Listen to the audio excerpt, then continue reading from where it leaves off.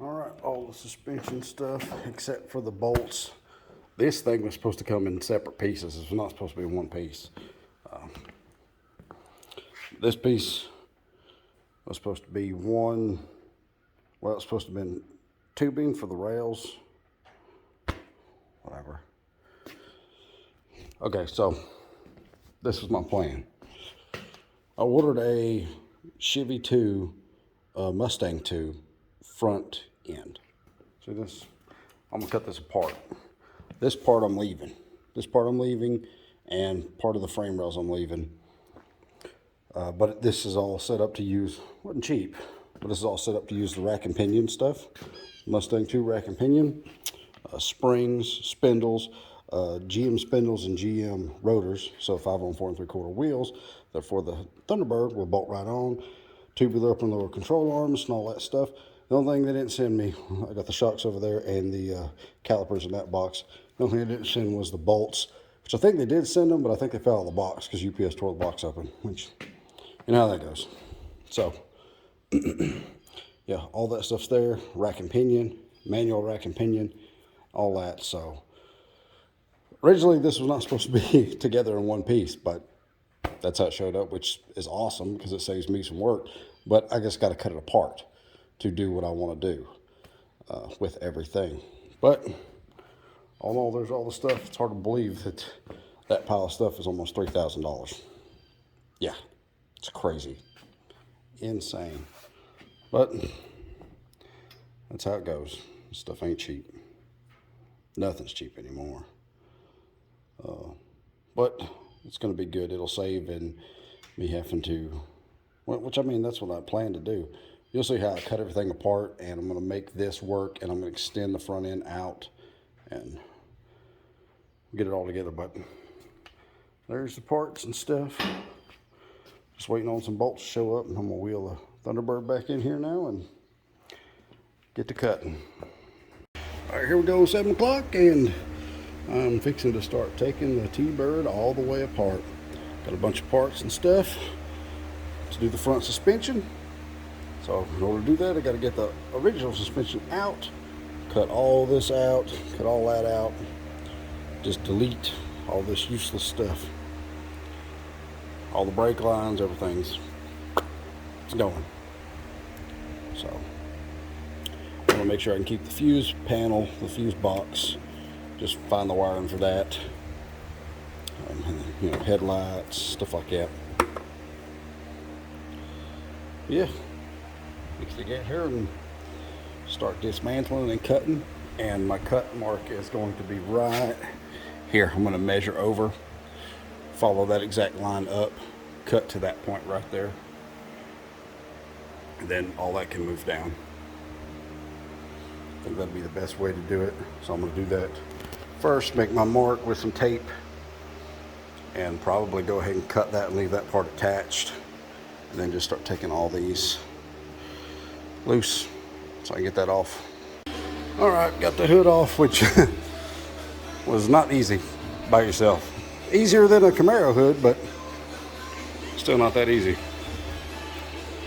All right, I'm getting her. This is my square point for where everything is going to extend from. I can cut up through there, across there, move all that. I'm going to keep this piece. I'm going to cut this piece out, and I'm going to reattach that to the whole little like skeletal subframe deal that I made. Just this top section here.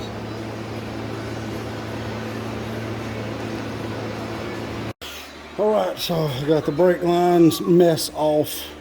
Should be able to feed this out over to here. Then I can feed that out, then I can cut. But what I'll probably do is take these bolts loose from this cross member, lower everything down, take them bolts loose, and I might even just cut those. I'm not sure. But this thing is just a huge puzzle. All right, just for my own mental note, this pivot point here is 7 inches from the flush part. So cross member deal should land about the same place. See what happens.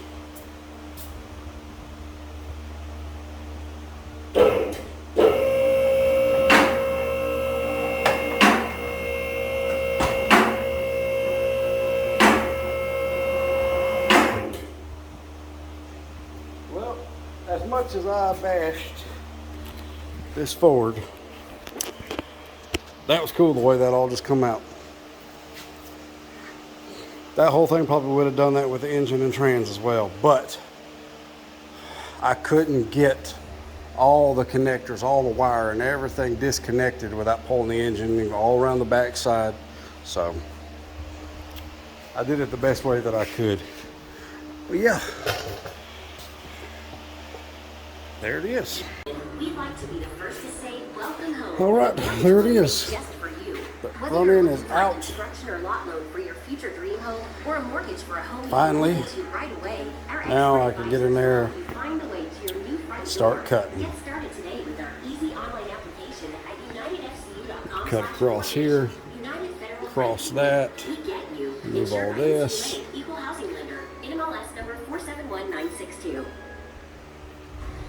Guess what, people? All right, that's how much stretch I want. I want 9 inches of stretch. That'll put the spindle and everything right here.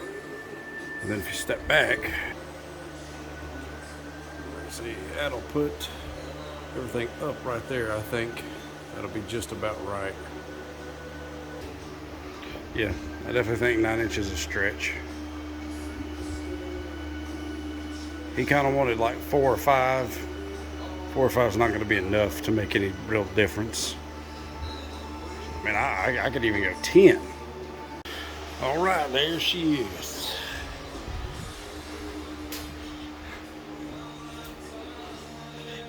There's this.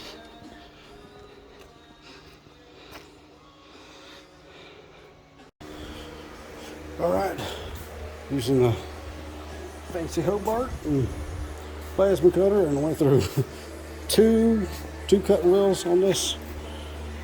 Just getting that part cut out, and then I can go in and actually trim some more and some more, but just getting that sucker out of there. Yeah, I'm going to channel this, and this whole piece is going to stay attached to all this. Then I'm going to graft that back to the new frame rails, so that the front end still bolt up exactly like it did before, and all this will still line up with that front section of the front end. And then all of your extension will be right there. It'll just extend out. All right, there's that whole front end. I actually found somebody that wanted this. Jim Burrow wants it. So I said, come get it, dude. Save me the trouble of having to haul it off. But I was able to keep from tearing everything up, so it's all there. I even got the strut tire pieces for it.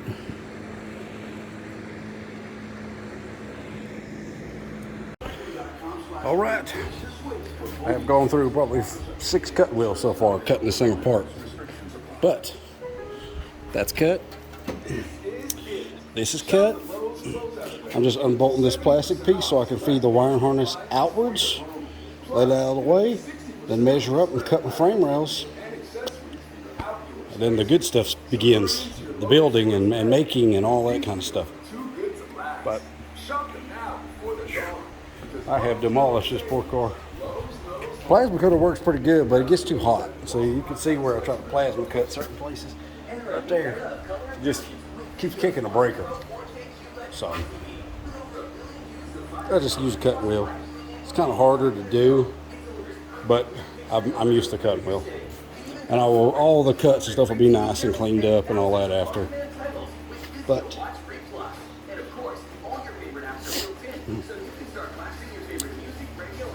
yeah, and I should be able to tie into this with roll bar on each side, go down and brace, which I don't really think I'm going to need to brace, but I'm going to do it anyway. And then whatever filler panel goes in right here, that'll be welded, and we'll see it here in just a little while. But I finished taking this off, but I just want to do an update video because I ain't really filmed too much. It's just hot. It has been really hot. So having to do what I can. But it's a little cooler today. It's 95 in here today. Usually it's 102, 100, 102. All right. Fixing to cut the frame rails now and drop that nose off.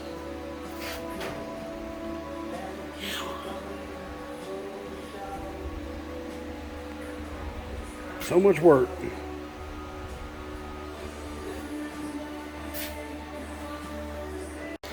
Man, I had the phone sitting on the thing to record as I chopped it through, and video when it actually dropped off, and it didn't record. Oh well. I'll have to make it here in just a second when I get it off. All right, there it is. Front end gone.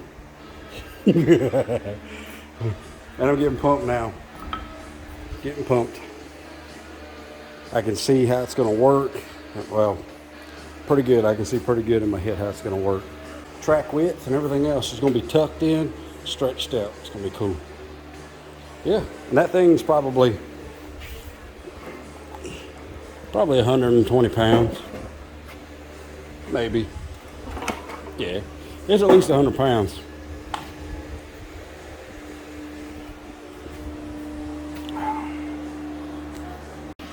All right.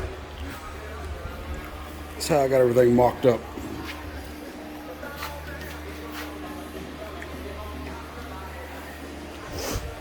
Where the wheel center was at, was 16.5, now it's 26.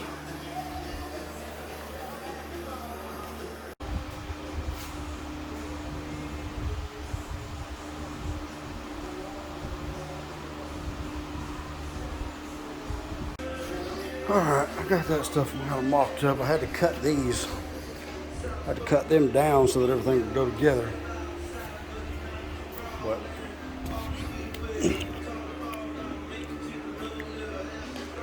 probably drop this down to this lower section and then channel it. Make brackets come over and channel and brace up everything. And then like a slanted piece that goes down. That'll help with the ride height, but I got to put the spindles and wheels and stuff on, and then I can move that up and down. But there it is. All right, I'm gonna call it right there for now. I've got to space this out equal on both sides. Probably drop that down, like I said, drop that down, channel that top piece, let it drop down, plate it. We'll continue on tomorrow. But the wheel's going to be tucked in. It's going to be over another 1/4 inch as well. So everything will be nice and tucked in. I wonder if I gotta go grab a center line. All right. I'm going to cut this. I'm going to cut that down both sides, and then, well, I got to put plate on, and then I'm going to cut that down. All right. From here to that point right there is 25. From there to this point right there is 25. Level on the back side, up here on the nose, level. Level. Level. So everything is level. Let me check back here.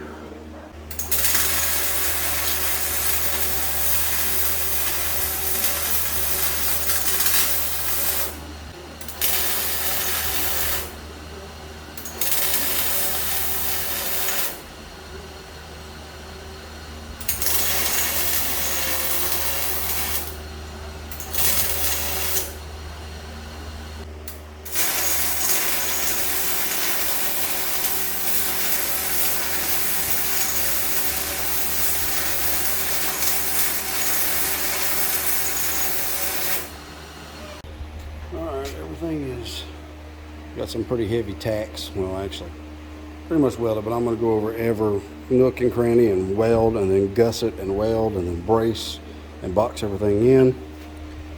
Make it even extra stronger. But it's all in there. It's not flexed. It's still level. Square.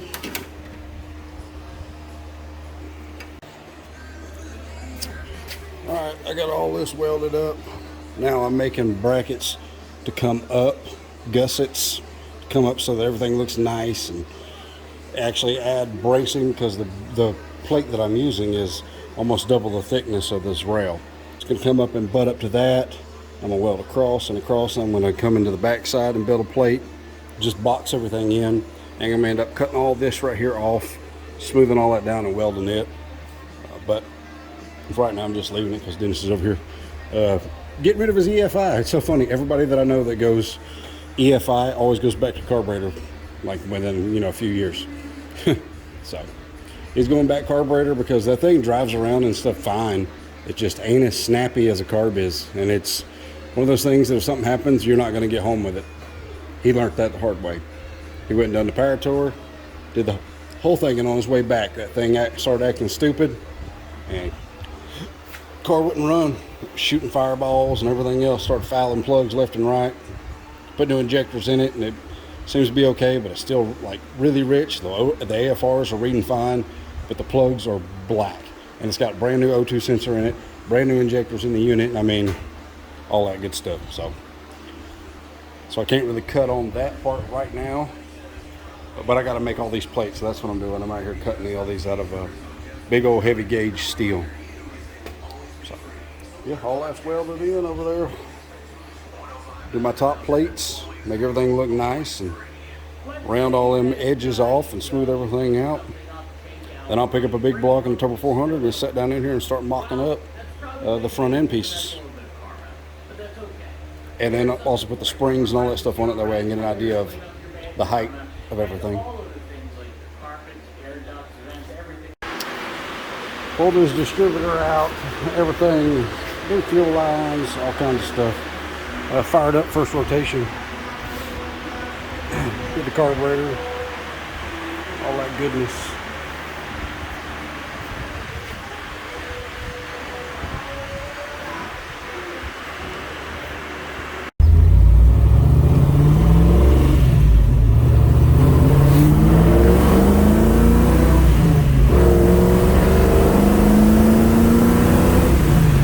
She still runs about as good as it did before.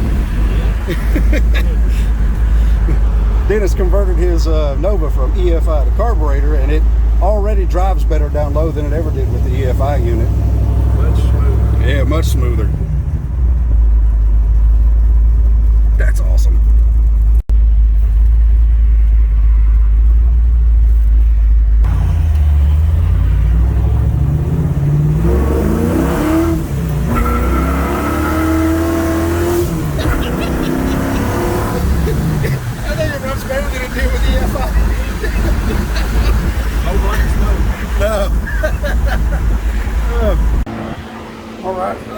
This is the carburetor that I did for Dennis's Nova, and it runs fantastic. It fires up and runs and everything else, but the AFRs are in the 11s when you're like at 1500 RPM under a heavy load. So I'm going to go in here and I'm going to lean out the transition circuit, and I'm going to take a little jet out of it as well. So yep, that's what I'm doing.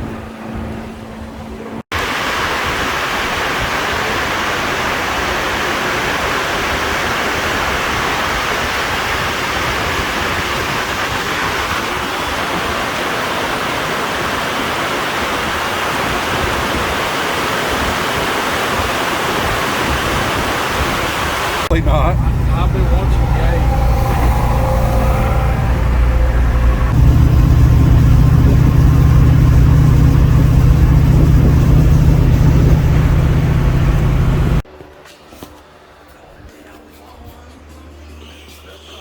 Alright, see, but on these plates go in back behind there, and then that box is in.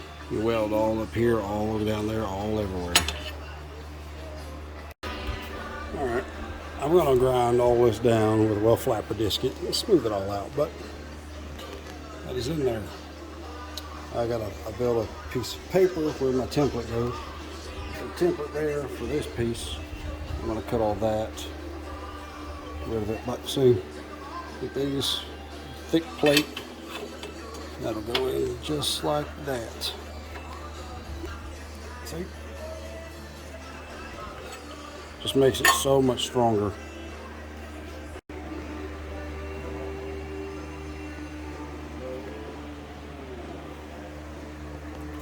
All right, plated, plated, plated. Everything is reinforced. Everything is super strong now. That ain't going nowhere.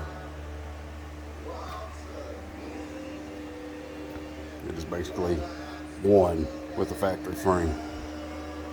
All right, whew, welding upside down sucks. I am burnt and burnt and burnt and burnt, and it's freaking hot in here, and I'm wearing a long sleeve just try to keep myself from getting even more burnt. But that's all welded in all across the bottom. I'll flapper disc it and I'll paint everything. And all right, cut blocks of wood to put in here. It's actually going to set probably another 2 or 3 inches lower than this with the springs. But I can also go to a drop spindle if the front end ain't low enough. But I wanted to have room to play with it. That way, if I want to go lower, I could, because you can't go higher. But fixing to roll it out.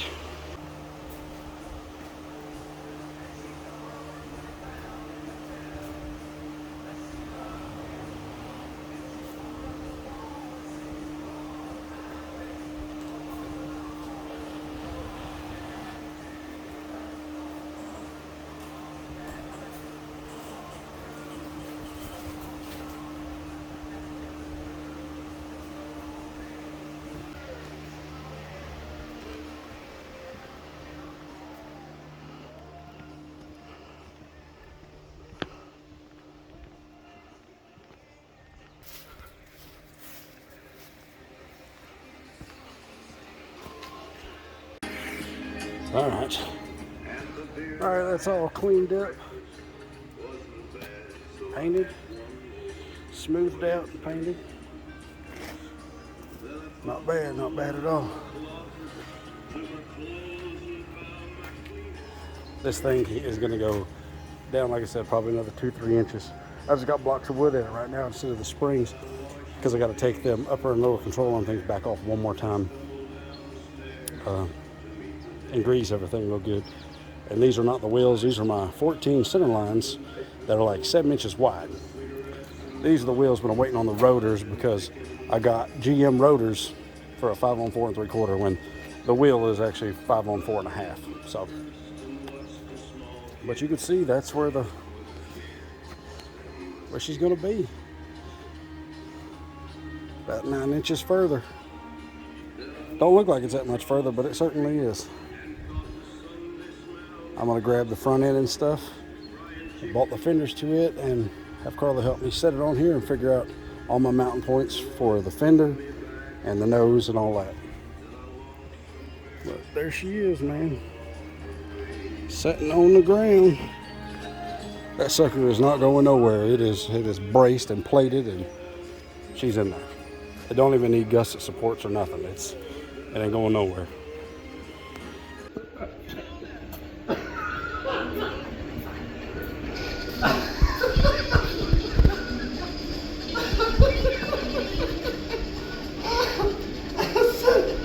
Can't believe that. It's literally going to land right where it's supposed to. I guess using a tape measure works sometimes. Yeah, I mean, it's going to drop down, but it's going to land exactly where it's supposed to. That is awesome. It just tickles me. Oh, good. All right, this isn't like, I just set this on here. But the 9 inches that I took out of here, that I extended this up, that's 9 inches right there. That landed right there, almost the exact same place as that. It's almost like that whole piece was 9 inches. Almost like somebody knew what they were doing when they cut everything apart. But that's where that's gonna land. Granted, it's gonna set way lower, but there's the stretch and there's the center. And it's gonna be perfect. Not perfect, but look at my mark where my center line is, where the center of the spindle's at. Like, Yeah.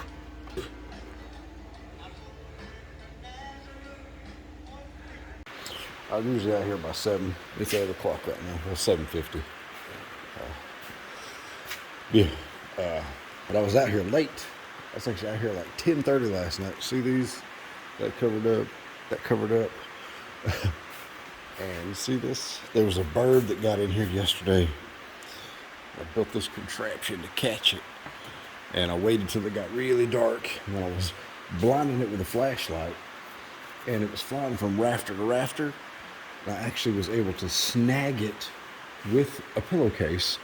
And it's a pillowcase with a clothes hanger, bent, and super heavy duty duct tape. Gorilla tape, basically. And that's 2 broomsticks. Carl actually got video of me letting it go, but I was in the pitch black in here with a flashlight in my mouth, chasing a bird around last night, trying to get it out here so it didn't die. It was a female cardinal, and I figured maybe she had eggs or something. So I was like, man, I'm gonna catch that bird. I went on like Northwood's Law or Steve Irwin or something like that, but I got her. It's pretty cool. Yeah, let me take all this stuff down and put up my contraption, but I'll put the little video clip in here of me letting the bird go. It's pretty funny. Let's see. I caught her. Let's let her go.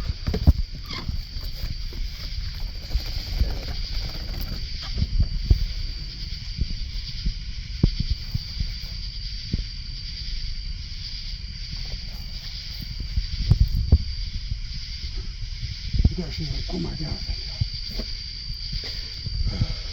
Northwoods Law, baby. I know I look like a crazy person in here running around in the dark, chasing a bird with a pillowcase on 2 broomsticks taped together. You gotta do what you gotta do. I don't think I never showed anybody this before. But see this stuff? It's twist wire basically. Take that and put it in a drill, stick you a socket extension on the end of it down there, and then turn the drill on and let it twist up. You've got something that works fantastic for pulling wires through like a firewall or something like that. You can make different lengths. See, I just made this other one. This is stuff that I had just cut up, so yeah, it's great for that. Awesome for pulling wires through a firewall or feeding them behind a fender or something like that. Stick the wires through, tape them up, boom, good to go.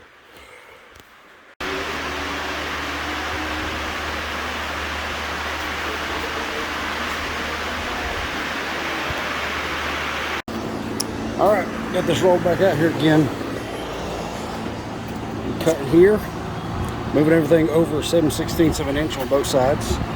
And then tacking all that, and then the front end piece should go on here. All right, now that that's cut, see, it was like this. I want to move it over like that. Level it, square it, then weld it. All right, I got all that cut, and I got those moved in. And it's kind of hard to tell like this, but see how that's gonna set like that.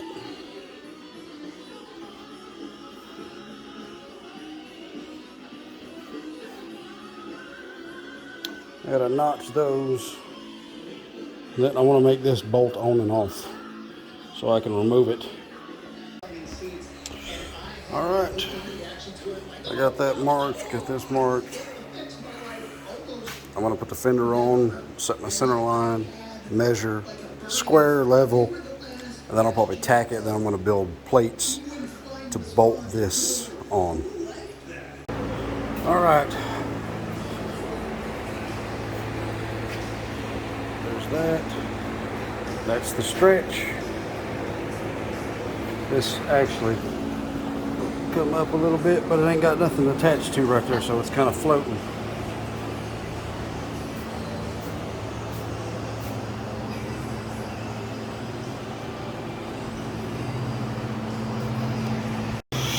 All right, there we go.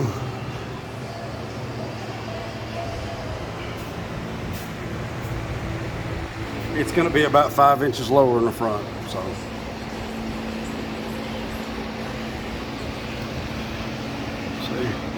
Everything lines up. Lines up, the gap's correct.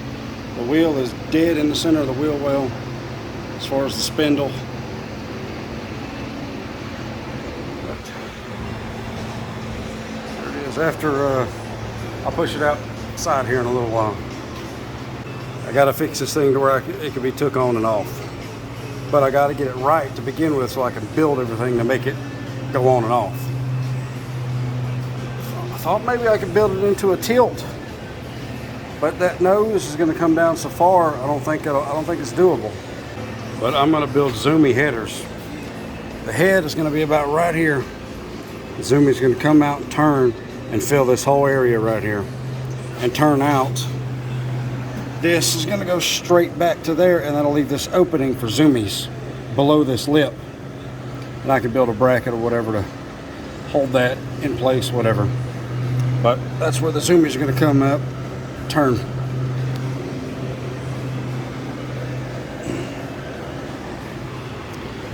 God, this thing's been a lot of work. A lot of work. Alright, we rolled the Thunderbird outside after I stretched the front end and got the whole suspension and everything under it. It is going to set lower than this because there ain't no weight on it. But there it is with the stretch.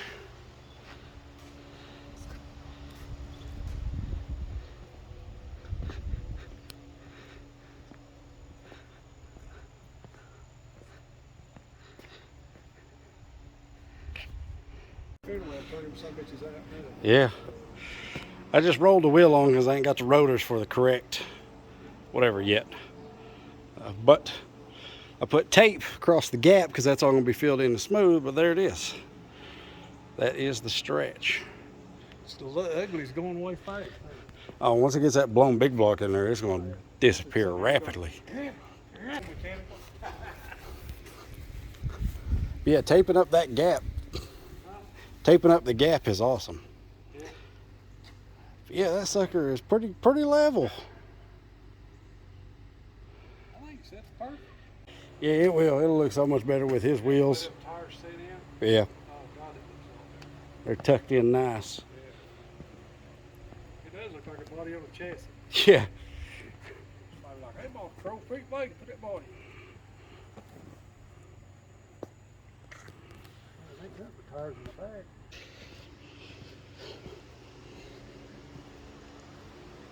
I mean, it's been a lot of work, but I've got it done pretty fast.